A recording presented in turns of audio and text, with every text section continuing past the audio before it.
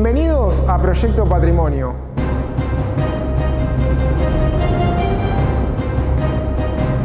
Nuestro trabajo es realizar un relevamiento de las técnicas y oficios que se utilizan habitualmente en el proceso de restauración y puesta en valor de un bien patrimonial. Esto es muy importante, ya que algunas de estas técnicas históricas se han perdido con el tiempo. Incluso hay materiales que ya no se consiguen. Nos proponemos hacer un relevamiento fotográfico que dé cuenta de la recuperación de técnicas y oficios que sirva para futuras intervenciones.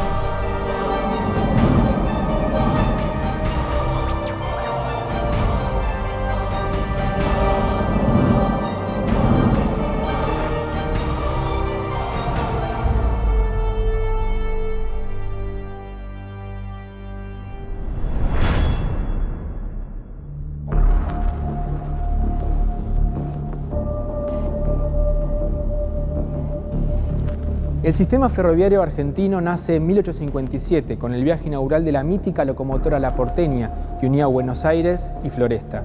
Años antes el ferrocarril ya había desembarcado en Cuba, Chile y Perú, coincidiendo con la expansión de capitales europeos en América Latina, producto de la Revolución Industrial.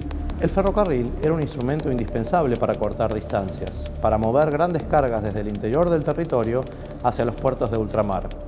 La Argentina, que ya se perfilaba como una potencia agroexportadora, necesitaba de un transporte con alto grado de rentabilidad y eficacia. A partir de 1880, el ferrocarril rompe con la escala regional de Buenos Aires y comienza a comunicarse con Rosario, Córdoba y el norte del país. Es así que avanza a través del territorio formando un mosaico productivo, diseñado en función de los intereses económicos de los mercados internacionales.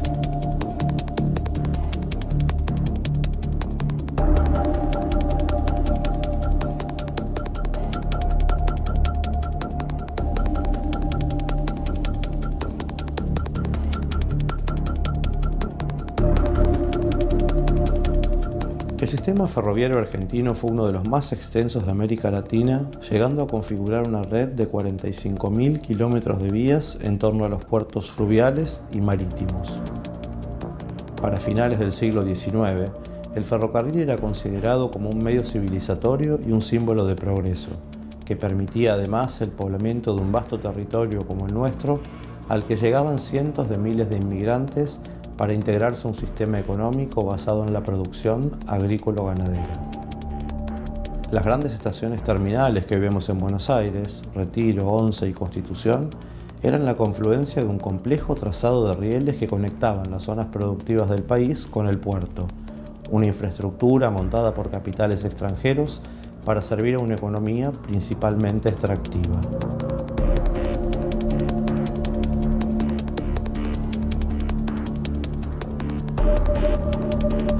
Así se va conformando una red que recoge la industria azucarera, la industria minera, la industria petrolera, la industria de la lana, y todo ese mosaico prácticamente va a parar con vértice en el puerto de Buenos Aires, donde estaban los grandes complejos ferroportuarios. Pero el ferrocarril no solo tuvo que ver con la economía. El ferrocarril tuvo un movimiento urbanizador solo comparable al que tuvo durante la colonia del periodo de dominación hispana en nuestro país. Es decir, junto con los ferrocarriles vino el poblamiento. Vino el poblamiento en función también de los intereses de extracción, de la economía extractiva, pero también se fundaron colonias que perduraron en el tiempo. Y esa especie de urbanización de la locomotora hoy la vemos reflejada en muchísimos pueblos y ciudades de nuestro interior. Cuando el ferrocarril llega a las ciudades, introduce cosas totalmente nuevas. Precisamente la locomotora a vapor, esa máquina, era el atractivo principal cuando la gente iba a la estación. Pero en una segunda foco de atracción estaban edificios que no existían por aquí, como eran las estaciones ferroviarias. En ellas la gente recibía noticias de los más apartados confines, de dentro del país y de fuera. También recibía productos de Buenos Aires, enviaba notas y recibía también comunicaciones. Eran, salvando las distancias, como los centros transbordadores de aquel momento en donde prácticamente el humo redentor de la locomotora parecía dejar todo el pasado hispano atrás, todo lo que era una época antigua en la cual no se podían conectar las distintas fronteras del país, sino a lomo de mula, a bueyes o a diligencias. Pero el ferrocarril, además de conectar pueblos, de fundar ciudades, de revitalizar una economía para ingresarla a ese mercado, el ferrocarril desparramó por toda la Argentina un patrimonio edilicio fenomenal.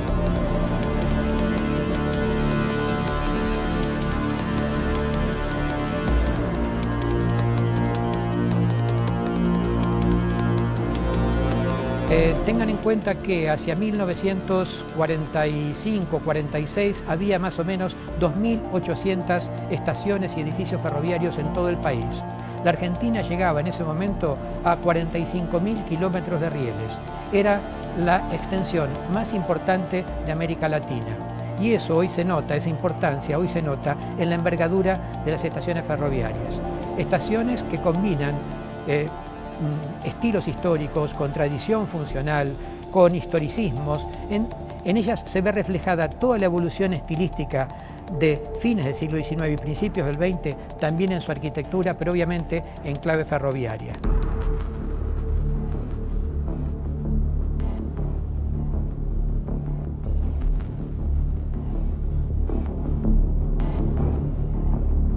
La arquitectura de las grandes terminales ferroviarias puede considerarse como una amalgama entre tradición y modernidad.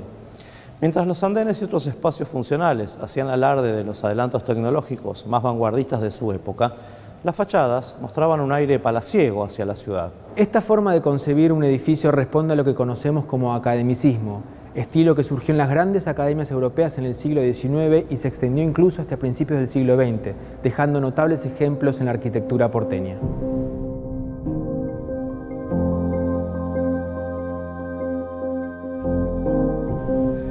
La palabra academia proviene, en realidad, de la institución que fundó Luis XIV en el siglo XVII en Francia, dándole la misión de indicar cómo debía ser la arquitectura, cómo debía ser la lengua, cómo debía ser las artes, es decir, una normativa que la daban precisamente los personajes que integraban la academia. Dentro de la arquitectura, la Academia Francesa planteó una forma de hacer arquitectura más que una forma de arquitectura. Vamos a hacer la distinción entre una cosa y la otra. La forma de arquitectura responde a una integración de elementos, pero la forma de hacer arquitectura va más allá. Indica que esos elementos deben ser compuestos de alguna manera. Por eso la academia priorizaba lo que se llamaba la composición arquitectónica. Un edificio, por ejemplo, académico, que podía ser un palacio, podía ser una iglesia, podía ser un edificio público, debía responder a ciertos preceptos que los académicos habían sentado como los válidos para componer. La libertad estaba que a veces se le podía, de alguna manera, introducir elementos que hasta en algún caso llegaron a ser hasta de lenguajes de otras épocas, pero la base fundamentalmente era, diríamos, casi metodológica. Por ejemplo, una de las características de los edificios académicos, sobre todo si son académicos de porte, como puede ser, un palacio, es que predomina en ellos la simetría. La simetría que plantea el equilibrio en las fachadas y el equilibrio en la planta. La planta simétrica indicaba que según determinados ejes, ya sea un eje perpendicular a la fachada, un eje transversal a la fachada, se ubicaban los diferentes ámbitos. Esos ámbitos se ubicaban más que por razones funcionales, por razones jerárquicas. Un edificio académico solía priorizar un espacio de acceso importante, podía priorizar patios, podía priorizar una sucesión de salones que estaban encadenados entre sí y que, de acuerdo a la jerarquía que ese salón tenía por el uso o por la representatividad, llevaba a colocárselos en uno o en otro lado. En cuanto a las fachadas, la fachada académica respondía a ciertos principios también que uno puede verificar en muchos edificios.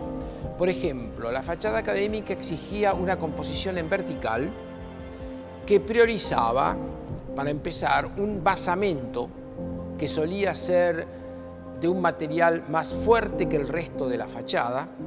Luego, hacia arriba, 1, 2, 3 pisos, no muchos más, en donde se daba toda una sucesión de aventanamientos, también dándole importancia a las aberturas centrales. Y finalmente, un coronamiento, que podía ser, en el caso del academicismo italiano, por ejemplo, era una cornisa muy fuerte. En el caso del academicismo francés, era un techo generalmente llamado a la mansarda, o sea, un techo inclinado, hecho en tejas de pizarra, en donde podían aparecer ciertos elementos de tipo ornamental que se ubicaban estratégicamente sobre ciertas aberturas que estaban más abajo y que se querían valorizar. Entonces, la disposición tripartita de la fachada es fundamentalmente una de las características del academicismo francés, aunque también de otros academicismos, como el italiano, también existía eso, es decir, una base fuerte, un desarrollo y arriba un coronamiento, que era lo que daba remate al edificio. Esos son dos preceptos fundamentales. Hubo otros, indudablemente, pero esos marcaban un poco el principio de la composición. El arquitecto concurría a las universidades y era educado en este academicismo que, como se enseñaba en París o en otros lugares, en las escuelas de bellas artes, o sea, l'École des Beaux-Arts, se le llamaba el academicismo Beaux-Arts. Terminó reconocido con ese nombre.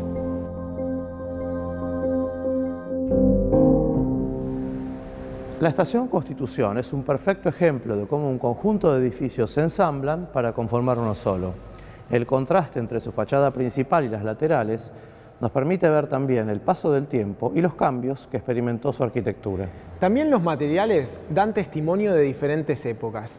La fachada de símil piedra París, coronada por techos de pizarra, son típicos de la arquitectura académica y contrastan con la gran bóveda del hall, construida con placas de cemento armado, propia de la arquitectura monumentalista.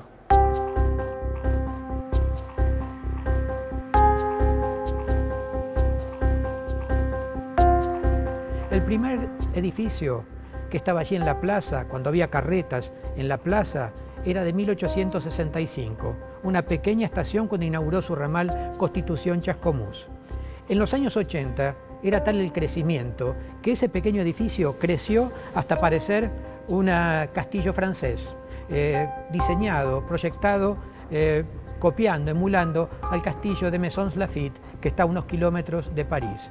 Esa arquitectura afrancesada de 1887 no servía hacia 1900, porque crecían las plataformas, crecían los millones de pasajeros transportados.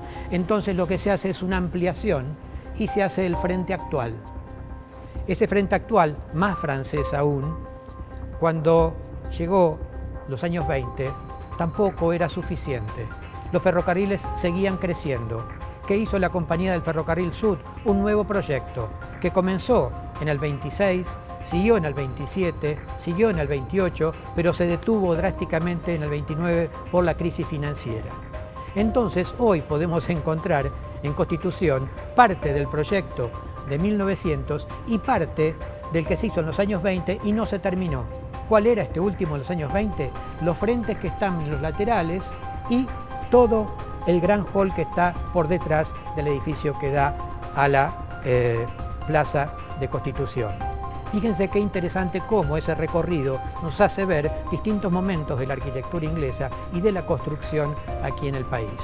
Esas bóvedas hechas con placas de cemento armado, con iluminación cenital, realmente son únicas en el continente. En la Estación Constitución continúan los trabajos de restauración y puesta en valor, una labor que lleva varios años debido a la complejidad del edificio y que, a pesar de las obras, nunca dejó de funcionar. Recientemente finalizaron las tareas de restauración de la fachada, que incluyó la recuperación integral de las techumbres, un imbricado sistema de mansardas, torretas y cúpulas revestidas en pizarra y que hoy vuelven a lucir su esplendor original.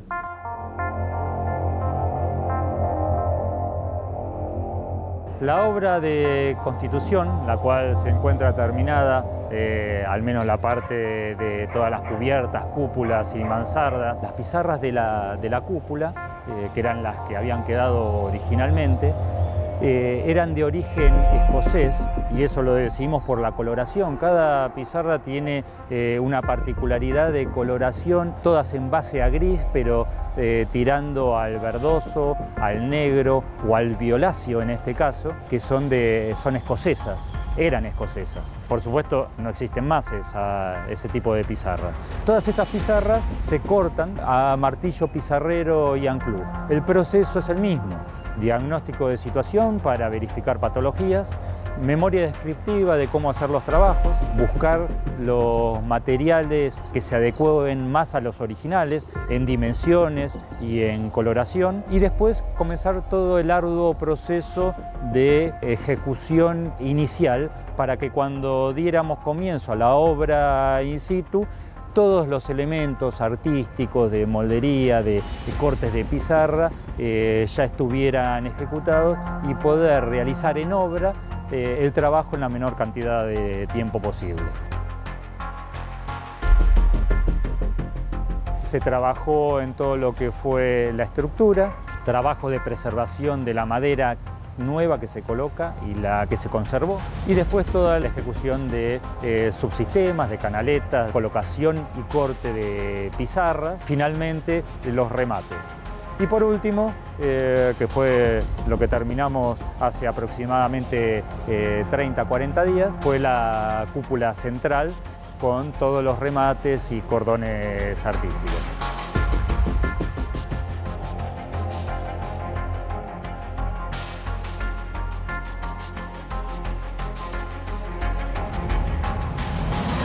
La estación terminal de Retiro fue construida por el Ferrocarril Central Argentino, uno de los grandes monopolios ingleses que prácticamente manejaba todo el comercio ferroviario hacia el norte del país.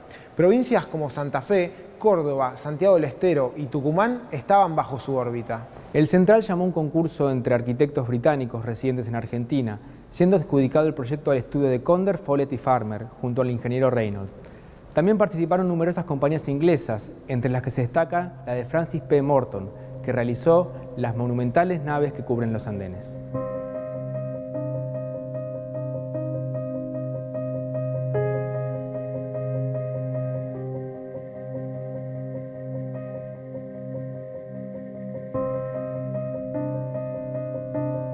Para este ferrocarril, la compañía británica prácticamente importó casi todo lo que tiene, porque no solo son de Inglaterra, son de Gran Bretaña las grandes naves de hierro reticulado de 45 metros de luz cada una, sino también todo ese edificio de pasajeros que ven sobre la plaza, por dentro tiene una estructura de hierro también importada de Gran Bretaña. Ese edificio recibió también elementos que se fabricaron en los talleres del Central Argentino en Rosario. Si ustedes se fijan hoy, esos apliques, esas lámparas con forma de antorchas que tienen a los costados en el gran hall, y todo el sistema de paragolpes neumáticos, de elevadores que tenía por debajo de las plataformas, prácticamente se trajeron de afuera, pero también muchas partes se hicieron aquí. Retiro tiene reunida en sí todas las características que trajo consigo el ferrocarril en las grandes terminales. Esa conjunción de estilos históricos que se ven en el edificio de pasajeros sobre la plaza y todos los avances de la técnica por detrás, casi ocultos, en lo que eran las naves y todo el sistema de instalaciones ferroviarias.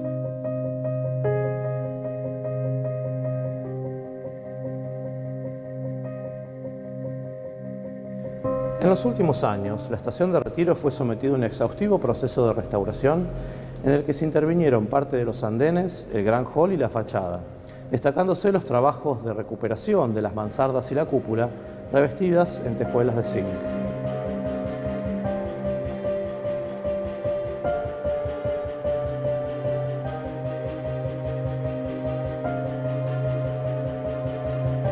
Bueno, estamos ya con la obra de Retiro terminada. La verdad que es una gran satisfacción después de mucho tiempo. Nosotros ya tenemos prácticamente un año o más de obra y hoy podemos decir con satisfacción que la obra está terminada y luce en todo su esplendor como fue concebida originalmente.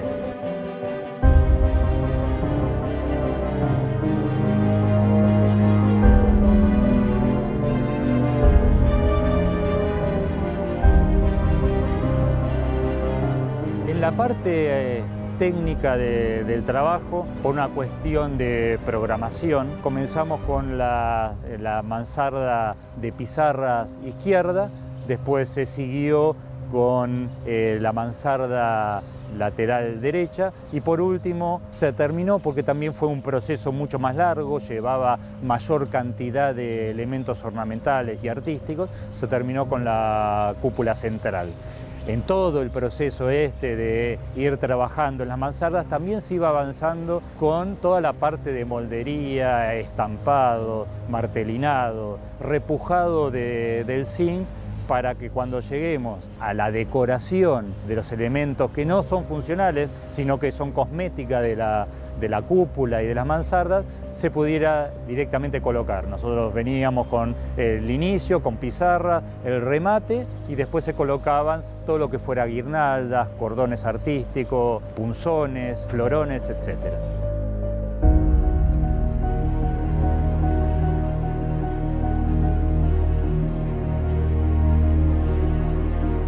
Estamos en un país complicado para programar una obra tan grande y en nuestro caso en particular todos los elementos son importados. El zinc lo traemos de Francia o de Alemania, las pizarras las traemos de España y en la situación que hoy vivimos se hace complicado. Ha pasado el tiempo, se han hecho las cosas sin la más mínima merma en calidad y en los tiempos de obra. Y los resultados están a la vista. La mayor satisfacción que nos toca, como siempre, es el reconocimiento de los colegas experimentados, de la gente, del cliente, en este caso SOFSE, y mucho más aún la gente, ¿no? La gente que está contenta con lo que ve, pero no con lo que ve solamente, sino con lo que usa. La gente se para y es un lugar habitual como para quedarse a tomar un café. Volvió a tener el auge social que tenían las grandes estaciones cuando fueron concebidas. Uno le da ganas de quedarse charlando en el hall de cualquiera de las estaciones.